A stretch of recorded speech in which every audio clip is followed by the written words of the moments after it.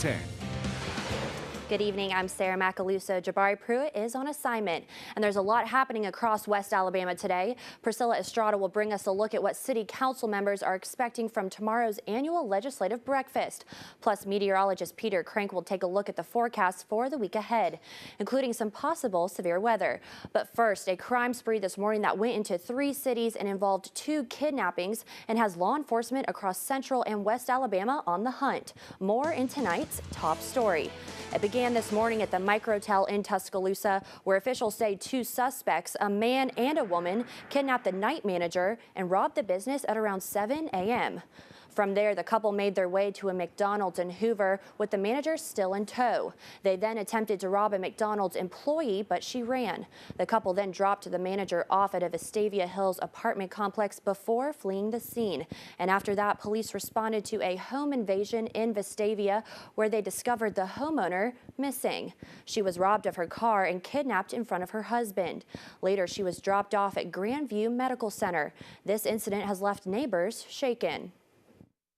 I don't know anything else I can do except depend on the police force. We have done everything we know to do. There's too much of this going on. The couple is still on the loose and considered armed and dangerous. The suspects are Blake Fitzgerald and Brittany Harper, both 31. Both are facing 1 count of first-degree kidnapping and theft of property. Fitzgerald also faces 1 count of burglary in the first degree. No bond has been set on these charges. The suspects may be seen driving a 2010 silver Ford Edge with the tag number 2720AG7. And if you have any knowledge or have seen the 2 suspects, you are asked to contact your local police or Vestavia Hills Police at 205-823-1153. Tuscaloosa legislators will get to hear the city's wish list in tomorrow's annual legislative breakfast.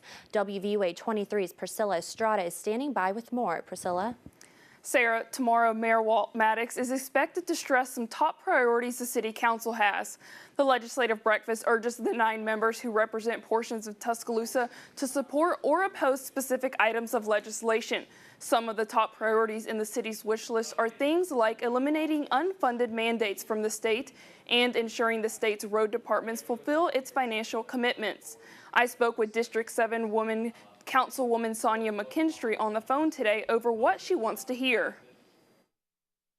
For me, I know one of the guidance and answer that I was looking for was regarding the minimum wage increases.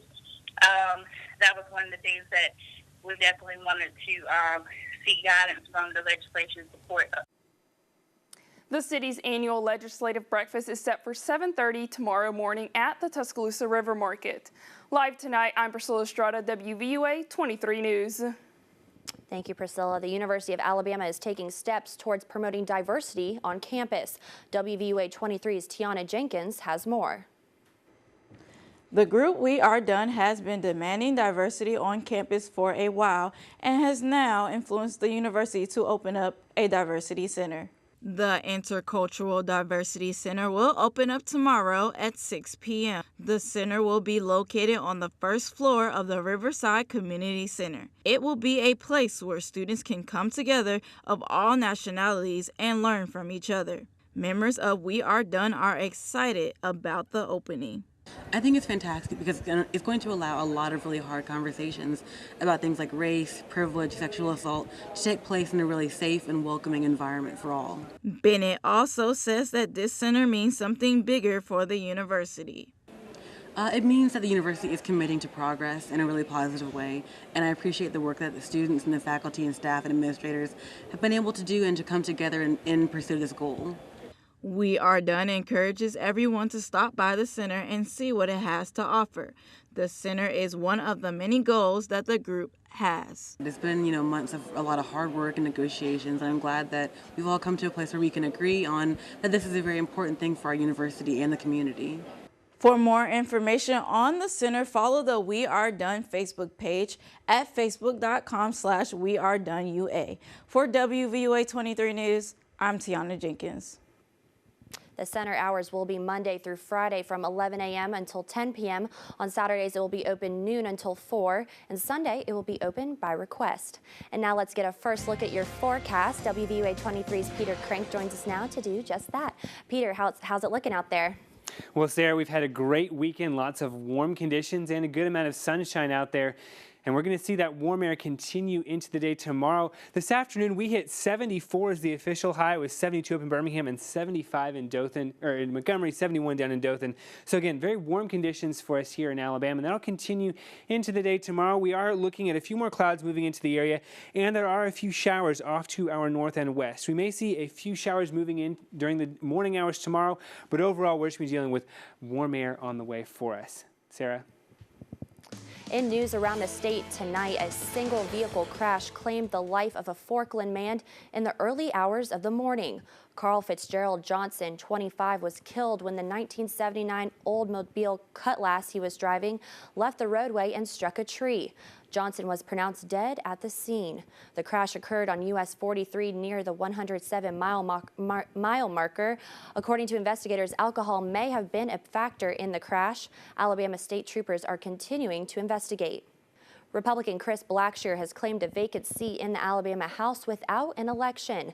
Blackshear filled the position Friday after Democrats failed to qualify a candidate for the seat. Longtime legislator Leslie Vance, who died in November, was the last to hold the position. Blackshear will serve on the county and municipal government, financial services, and insurance committees. House Speaker Mike Hubbard of Auburn says Blackshear has diverse experience in financial services, radio broadcasting, and public service. And still to come on WVUA 23 News at 10, both the Democratic and Republican candidates are getting ready for the big Iowa caucus that kicks off tomorrow. We have the details. And we'll take back a look at this week in news across Tuscaloosa. You won't want to miss it. 8 people are behind bars tonight after an undercover prostitution sting. The investigation focused on men who solicit online prostitution along the Skyline corridor. All of the men contacted an undercover officer and met her at a local hotel after an ad was placed on internet sites that were consistent to other ads used for prostitution. And we're glad to be with you tonight. I'm Jabari Pruitt. We take a closer look at a bill in the legislature that could affect minimum wage across the state. Plus, a dangerous road in Tuscaloosa has some city leaders looking for ways to make it safer. And Peter Crank will tell us how low will the temperatures go. But first, 6 people are killed after 2 deadly car crashes in Ohio and Alabama. We begin tonight in Ohio. 5 people are killed after a crash on Interstate 75 this morning. Police in Dayton says the driver of the sedan was traveling the wrong way down the highway before it slammed into an SUV carrying 4 people. All 5 died at the scene. Now, alcohol is believed to be the cause. The crash is under investigation. In Alabama, the investigation continues after an early morning crash that left 1 person dead. Police say the driver was also going the wrong way on Interstate 459 South near Exit 6 in Bessemer before colliding with another car. The driver is in stable condition at UAB Hospital. And Rice Mine Road has proven to be a dangerous and deadly road in Tuscaloosa.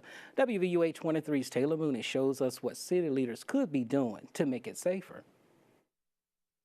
Jabari, Rice Mine Loop Road was the scene of a 3-car accident on January 28th, killing 15-year-old Ariel Backstrom and seriously injuring the driver, 16-year-old Brianna Hike. Since that accident, I have had some constituents to contact me who travel that road frequently and made suggestions to how we might take a look at that stretch of road to see if we can make it any safer. Engineers have been in the area and given cost estimates. District 3 Tuscaloosa City Councilwoman Cynthia Allman says that the city could spend up to $500,000 for the projects to be completed. It could include pylons to divide lanes going east and west. Adding additional shoulder to the road could also be another option the city could take. Well, anytime you have something like that happen, it certainly makes you take pause and want to, if there's any corrective action to take, and I'm not saying that there is, but if there is, then certainly take that as quickly as possible. So I expect that we'll be talking about this in the next week or 2. As part of the Transforming Tuscaloosa legislation, the city of Tuscaloosa will invest $200 million over a 25-year period. Rice Mine Road receiving $4 million worth of improvements. The driver in the wreck, 16-year-old Brianna Hike, has since been released from UAB Hospital. In the newsroom, I'm Taylor Mooney, WVUA 23 News. All right, switching gears here. Peter Crank is in with a first look at that forecast. And Peter, it's cold outside. It is. We're sitting at 36 the past hour here in Tuscaloosa. We dropped to 35 after 10 o'clock. Further to the north, it is in the single digits and below zero. We're sitting at 7 in Minneapolis and -1 in Boston. The good news is we're not going to be seeing that colder air moving into the area. We're going to see some warmer air moving in from Texas as we go over the next couple of days. 56 for our high temperature tomorrow, but we do see increasing cloud cover ahead of a rain chance that will arrive on President's Day. All of the details on that in weather. All right, Peter, thank you. Well, Justice Antonin Scalia, the longest-serving Supreme Court justice, has died. Officials say he died in his sleep during a hunting trip in Texas. In a statement, Chief Justice John Roberts says the High Court is saddened by the news. He says Scalia's passing is a great loss to the court and the nation. He'll be remembered in many ways, certainly as this larger-than-life figure, larger-than-bench figure, someone who embraced both the law and a life beyond the court. Now, he was 79 years old. And Alabama education officials are looking into legal issues that placed requirements on an Illinois school system to allow transgender students equal access to a girls' locker room. The meeting took place in Hoover, Huntsville, Selma, Decatur, Anniston, and Chickasaw. And Alabama lawmakers are expected to vote on a bill that would block cities from setting local minimum wages. WVUA 23's Yostina Benoob joins us live now with more. Yostina. Jabari, the proposed legislation comes after Birmingham proposed a wage increase for the city. By March 1st, they hope to raise wages.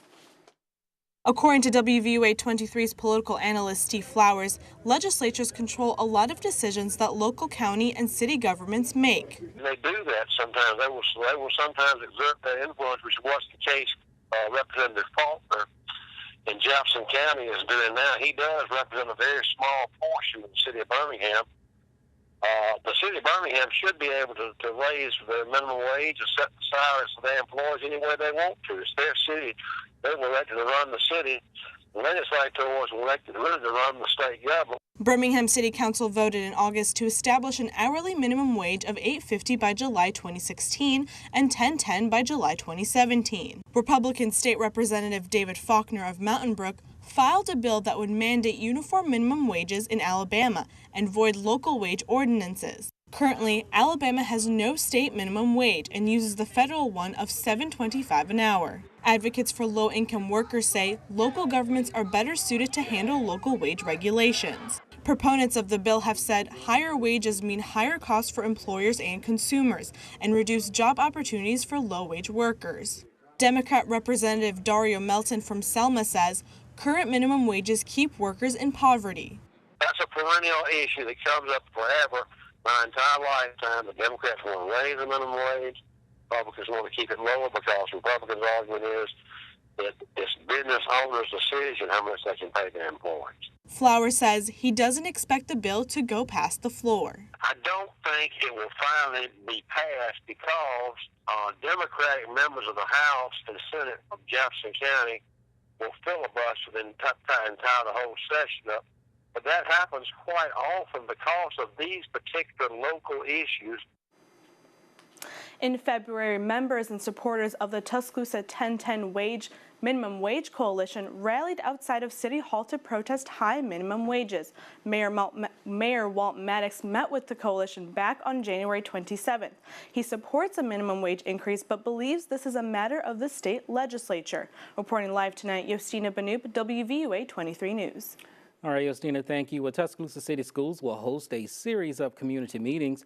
According to the Tuscaloosa News, the meetings are to inform parents about the strategic plan. It passed back in December. It focuses on curriculum and instructions, investment in staff, and capital improvements. The meetings are Thursday, February 18th at 6 p.m. in the auditoriums at Central, Northbridge, Bryant, and Central High School, rather. The Tuscaloosa's first black police officer is laid to rest today. Willie Byes Jr. was hired in 1966, but because he was black, he did not receive all of the same benefits as other police officers. He was 79 years old. An update to a story we first told you about last month. A Northport family has learned that 4-month-old Michael McMullen, who died after he stopped breathing at La Petite Daycare in Birmingham, was ruled accidental. He died 6 days later. The family filed a lawsuit against the daycare. It closed last month. On a lighter note, Tuscaloosa came out this morning to take a walk and raise awareness for heart disease. WVUA 23 Yasmin Panetta has more. That's right, Jabari. Hundreds came out to raise awareness against heart disease at the West Alabama Heart Walk, but this was more than just a fundraiser for one mother. Gina Simpson was not only a participant at the Heart Walk, she lost her daughter to heart disease. The only explanation for that is that the test to diagnose her doesn't exist yet. Only one of the purposes this walk serves. Different tents were set up around the Tuscaloosa Amphitheater to educate the public on health, fitness, and to raise funds for research. The walkers eat a Brussels sprout at each station. They get a sticker, they come back, they get a free t-shirt. This was the second year the Brussels Sprout Challenge was added into the event, but Leslie Skyner says it has been a fun and an effective way to promote a heart-healthy diet. And all of the funds that were raised today stay local and help to support local projects. Reporting from the studio, I'm Yasmin Pineda, WVUA 23 News. And still to come on the news at 10, see how one event is bringing some culture to Tuscaloosa. Plus, we'll take you to the ball. Stick around. We're coming right back. This is WVUA 23 News at 5. Thanks for joining us. I'm Philip Coleman, filling in for Lynn Brooks. Topping the news tonight, after yet another active shooter situation, this time in San Bernardino, California, we spoke with local first responders who would deal with such traumatic situations in this area. WVUA 23's Chelsea Barton is live now in the newsroom with details. Chelsea. Philip, today I visited Northport Police Department where I learned about the programs, training, and coping resources that are available to them. Now, twice a year, the city of Northport puts on drug and trauma training for its employees, including first responders. Here, they learn about the therapy and counseling services through the Employee Assistance Program run by DCH. Lieutenant Chris Stewart with Northport Police Department says anytime officers are involved in traumatic situations, this service is available to them. As a supervisor, he is trained to look for changes in behavior in officers that may be a result of a case they worked. However, Stewart tells us many times it's the officer's partner or fellow officers that can best notice when something is wrong. I've been involved in law enforcement about 29 years, and there's times when I'll think of stuff that I've seen, and it goes with you. So you have to talk to somebody about it. We encourage our officers, if you're having problems, talk to somebody. It don't make you no less of an officer and less of a man. You have to get that stuff dealt with.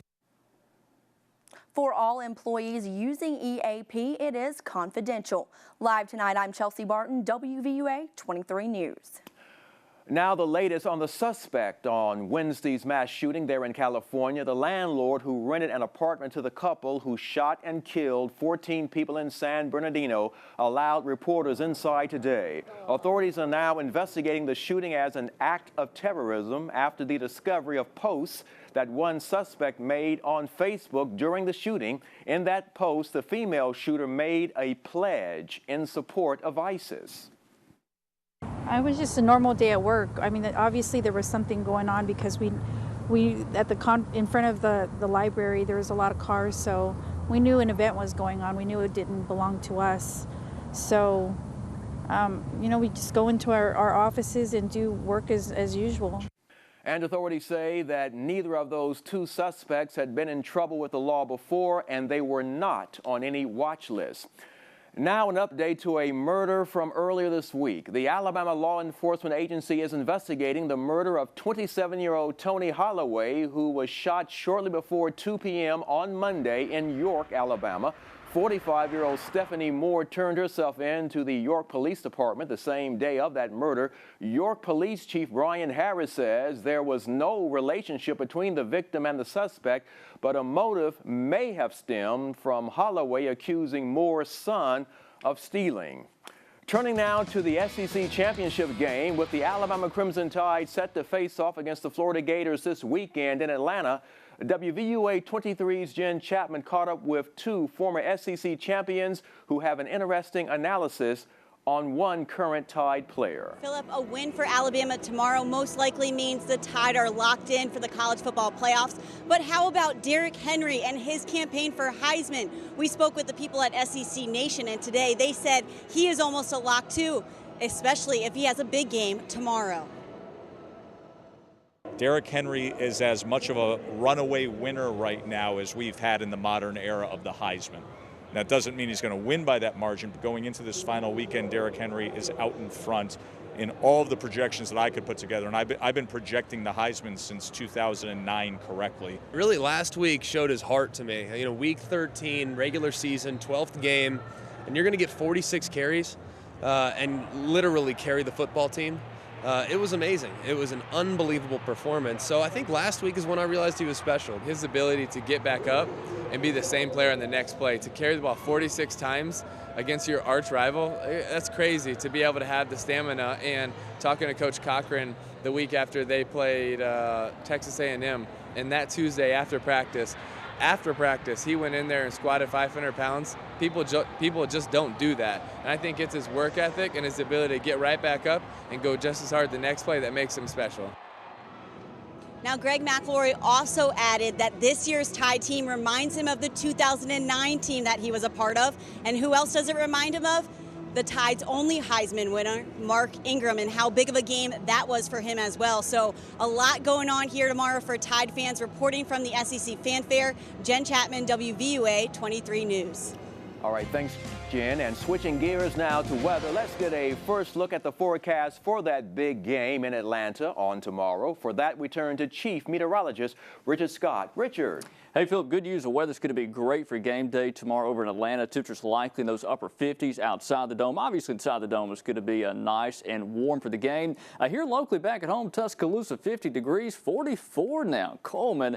Hey, it's cool this evening. Been outdoors, getting cold now. The sun has set. Satellite and radar composite, nothing happening out there across Alabama or Mississippi, even Georgia this evening. Travel will be fine heading out to the game. Forecast locally tonight getting a little cooler. We'll talk about the chance for frost tonight, but a nice weekend weather is coming up. Philip. All right, thanks, Richard. A University of Alabama sports program is keeping up its popular and heartwarming tradition for the holidays. WVUA 23's Kristen McIntosh has that story. Philip, the ladies of Alabama gymnastics are no strangers to being called champions, but today they decided to put the spotlight on some other people who they think are winners. It's awesome just getting to really help out and see the kids' eyes light up and how much they enjoy just playing around in here, and I think it really humbles us and helps us appreciate what we have. Yeah, it's such a blessing to just be here and then to give back to these little kids. The Alabama gymnastics team hosted their annual holiday celebration for the Children's of Stallings Rise Center on Friday afternoon. The team opened up their practice area to let about 100 energetic little ones play around. Gymnasts set up 5 stations for them to explore and learn some techniques. And even though it was apparent children were learning and having fun, Alabama gymnastics coach Dana Duckworth says it's them who inspires the team. The children who are mixed with some that are typically developing and some that have special needs, it's just an appreciation for how hard they work and how motivated they are to just live every day. Director of the Rise Center, Annie Gillen, says she's appreciative and that it's a form of therapy for the kids. We wish we had this room and this space at the Rise Center. It's just, I mean, for them to be able to jump and bounce and climb and just experience this, it's just wonderful for them. And of course, this annual event is expected to take place next year. Reporting in Tuscaloosa, I'm Kristen McIntosh, WVUA 23 News. And a former Crimson Tide football player helped to spread some holiday cheer this morning. Christian Jones teamed up with North Flight Aerial Medical Services to visit some hospitals and nursing homes. Jones flew by helicopter to several counties to meet fans, pass out flyers, and sign autographs. He says that he has accomplished a lot, and now he wants to serve his community. Being out of football, first time my whole life for this amount of time. I guess it was a time to give back and try to help the community here in Tuscaloosa, where I play football, and back at home. And by home, Jones means Birmingham. He says he plans on doing things like this for the community there in Birmingham as well. Now, coming up after the break, Alabama Power donated a grant today to a local agency that helps the community in a special way. And the West Alabama Christmas Parade will be here before you know it. We'll have a preview.